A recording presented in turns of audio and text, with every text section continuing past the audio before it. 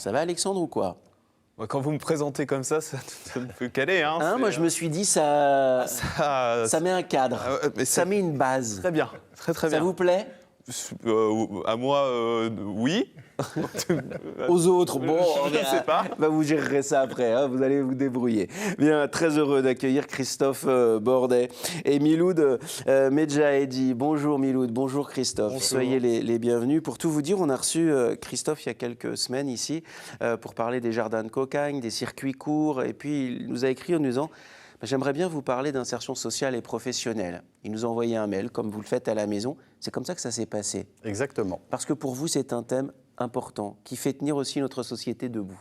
Tout à fait, et c'est l'axe principal de notre association, c'est l'insertion professionnelle des personnes qui éprouvent des difficultés à retrouver de l'emploi.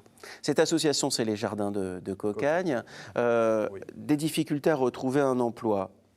Avant de trouver les solutions, il faut qu'on comprenne les causes. C'est quoi ce qui peut faire comprendre, ce qui peut justifier les difficultés à trouver un emploi?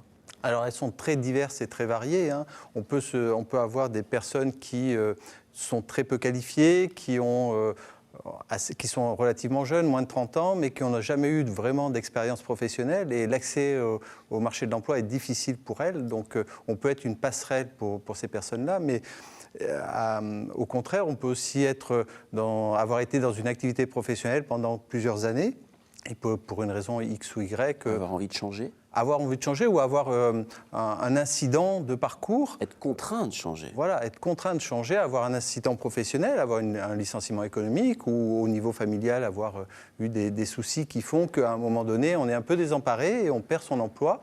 Et dans ce cas-là, on peut tomber dans une situation où c'est compliqué de repartir vers l'emploi. Et puis les ennuis volent toujours en escadrille. Hein. Exactement. Dans ces cas-là, voilà, c'est un jeu de domino, il y en a un qui tombe, oui. Et là, les difficultés s'enchaînent. C'est ce que va nous raconter Miloud. Il existe des outils, il existe des solutions. Personne aujourd'hui n'a le droit d'être laissé sur le bord du chemin. Encore faut-il avoir les bonnes informations, avoir la bonne clé dans la bonne serrure qui ouvre la bonne porte. C'est un peu ce que propose votre association. Quels sont les outils que vous mettez en place ? Alors, on fait partie d'une chaîne ou d'un maillon de la chaîne. Voilà, on est un maillon de la chaîne, et donc notre outil peut être effectivement efficace dans certains cas. L'objectif, c'est vraiment d'analyser les problématiques que rencontrent ces personnes qui sont éloignées de l'emploi, et puis de leur proposer un accompagnement. Alors, ça se situe en deux temps. D'abord, on propose un contrat salarié, donc on resalarie la personne qu'on accueille. C'est des contrats à durée déterminée, de 4 mois à temps partiel, qui va leur permettre de reprendre une activité professionnelle, d'être valorisé, de se valoriser, de reprendre confiance en elle, de reprendre les codes du travail, la ponctualité, l'assiduité, le travail en équipe. Et ensuite, quand cette base-là est établie, on va travailler sur le projet professionnel. Donc on a une conseillère en insertion professionnelle, qui est une salariée de la structure, et qui va accompagner ces personnes pour élaborer un nouveau projet professionnel et l'accompagner et le mettre en place. Voilà, et de faire en sorte que quand la personne va partir... Ça resitue la personne au cœur de son projet. Ce n'est pas vous qui décidez pour elle, la personne est actrice de son projet. Sans la participation de la personne, il n'y a pas de remise au travail. Effectivement, on est au cœur, la personne est au cœur de son projet. On va analyser ce qu'elle a envie de faire, ses besoins, ce qu'elle est en capacité à faire et quelles sont les étapes qu'on va devoir mettre en place pour arriver à ce que ce projet se réalise. Donc les étapes, ça peut être de la formation, par exemple. Il va y avoir besoin forcément d'une étape de formation.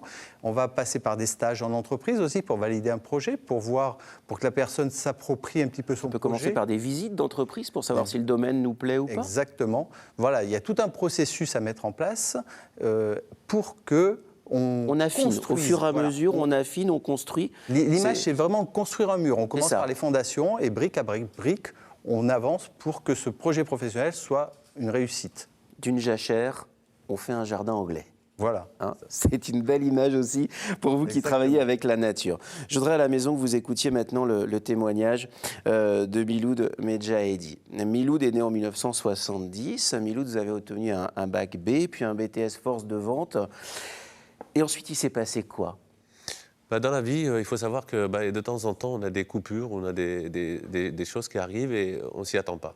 J'avais pendant une période de recherche d'emploi où j'étais un peu dans une situation saccagée, où je n'arrivais pas à retrouver du travail à temps durable. J'étais soit en intérim, soit dans une structure périodique d'une semaine, 2 semaines. C'est destructeur cette période-là, de chômage, d'intérim, de chômage, d'intérim. Oui, effectivement, c'est même décevant. On s'attend au pire, quoi. Enfin, voilà, il n'y a pas d'avenir. On se dit, voilà, on est perdu. Parce que c'est pas assez stable, parce qu'on a l'impression qu'on gravit pas de marche, qu'on descend petit à petit. C'est ça, et c'est surtout le fait aussi que quand on arrive à un certain âge, on a envie de stabilité.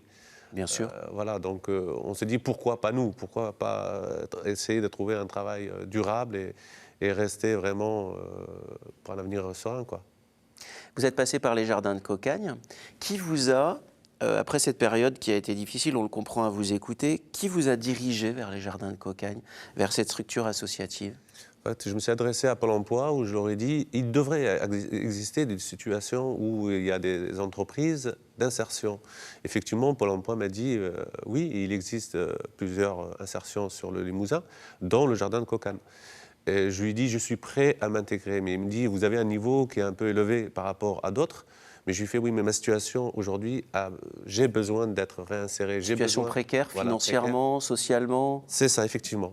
J'avais besoin d'une structure où je me retrouve actif tout le temps. Avec un cadre, voilà, comme l'a expliqué Christophe. Ça veut dire quoi? Ça veut dire que de temps en temps, Miloud, même si on est surdiplômé, c'est ce qu'on vous a dit à Pôle emploi, il faut parfois mettre un peu un couvercle sur ses ambitions, redémarrer d'un peu plus bas, parce que l'après sera mieux.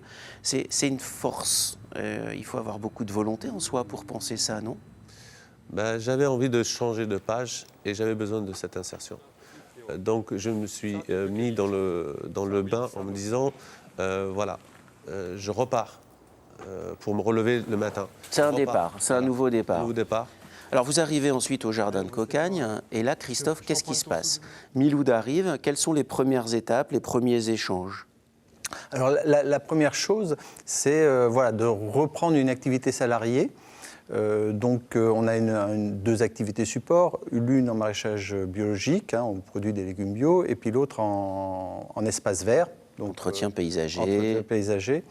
Et donc vraiment la première étape pendant le premier mois, c'est que la personne reprenne une activité salariée avec tout ce qui va avec, c'est-à-dire la ponctualité, l'assiduité, le travail en équipe, et puis la reprise d'une activité physique qui des fois peut être physiquement un petit peu, je vais dire, douloureuse. Et puis le corollaire de ça, c'est une activité aussi mentale, psychologique. L'un ne va pas sans l'autre. On se sent à nouveau valorisé, on en parlait tout à l'heure.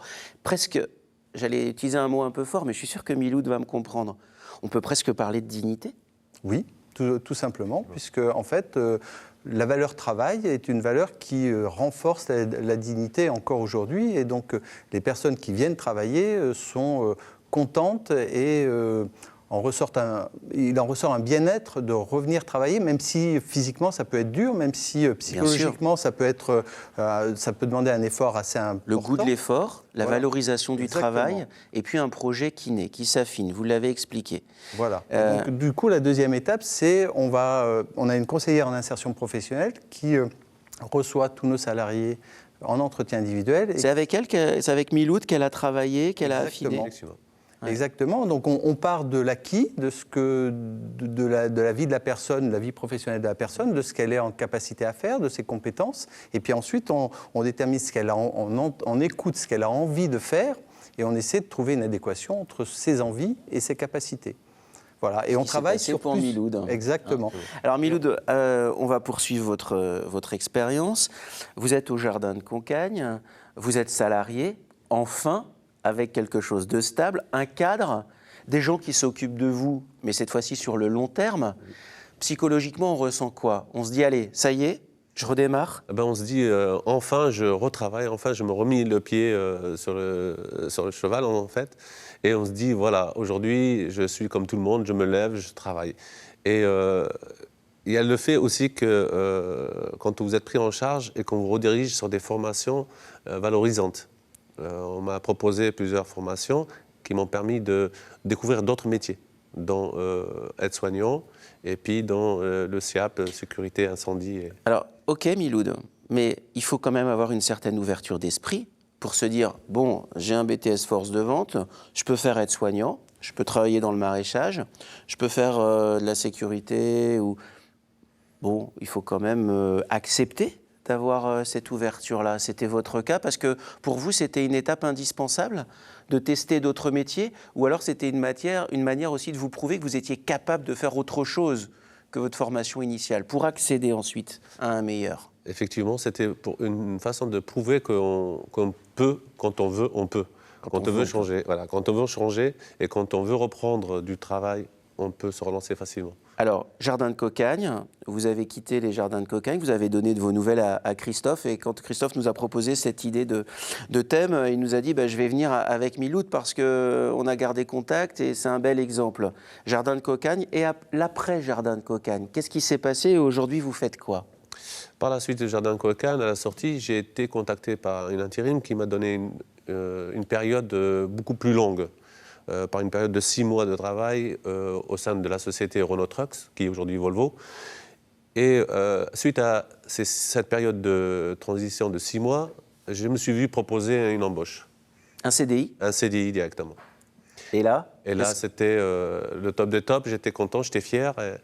Et justement, je tenais vraiment à remercier sincèrement monsieur le directeur de cette insertion, qui m'a donné cette chance de pouvoir me relancer. Et aujourd'hui, je travaille chez Volvo en tant qu'analyste. Je gère donc tout ce qui est analyse qualité au niveau des boîtes à vitesse. Vous avez un poste à responsabilité aujourd'hui? C'est un poste à responsabilité. La période d'il y a un an d'intérim, qui a duré un an avec l'intérim, le chômage, c'était il y a combien de temps? Ça remonte maintenant aujourd'hui à 2 ans et demi. 2 ans et demi. Ouais. 2 ans et demi, et aujourd'hui vous avez un poste à responsabilité. Vous vous éclatez dans votre boulot? Je suis fier et je suis très content et je suis vraiment heureux. Bon, alors ça, voilà. Je voulais absolument que vous écoutiez le témoignage de Miloud parce que je vous trouve très touchant. Et le fait que vous remerciez Christophe, que vous n'oubliez pas de là où vous venez, je trouve que c'est une belle leçon de vie, Miloud. Ne lâchez rien. Ne lâchez rien et bravo de transmettre. On va conclure sur un point, Christophe. L'idée de cette séquence, c'était de dire à ceux qui nous regardent, ok, vous traversez une période difficile. Ok, la période de chômage, c'est compliqué. Mais si vous en avez les moyens psychologiques, les moyens physiques, avec un peu de remise en question, frappez aux bonnes portes et il y a toujours des solutions. Aujourd'hui, on peut ne pas être au bord du chemin. Effectivement, il y a toujours des solutions et il y a toujours une structure qui pourra répondre aux attentes de la personne qui a envie de faire des choses, qui a envie de se remettre au travail, qui a envie de changer de vie et qui a envie de s'en sortir. Bon, et merci, monsieur le directeur. Ça doit aller direct dans le cœur, non? C'est très touchant, mais nous n'avons pas fait grand-chose, de structure n'a pas fait grand-chose. Elle n'a fait qu'accompagner Miloud. Si Miloud en est là aujourd'hui, c'est grâce à lui, c'est pas grâce à nous. Nous, on est juste... un trait d'union. Un trait d'union, on met un petit peu d'huile dans les rouages, on empêche qu'il y ait un petit grain de sable qui vienne enrayer la machine, mais le gros du travail, c'est Miloud qui l'a fait. Et dans tous les cas, c'est la personne qui est actrice. Qui est actrice et c'est elle qui fait le travail. Bon, puisque Miloud travaille au contrôle qualité des boîtes de vitesse, vous passez la 6e, le moteur tourne rond, tout va très bien, tout est huilé.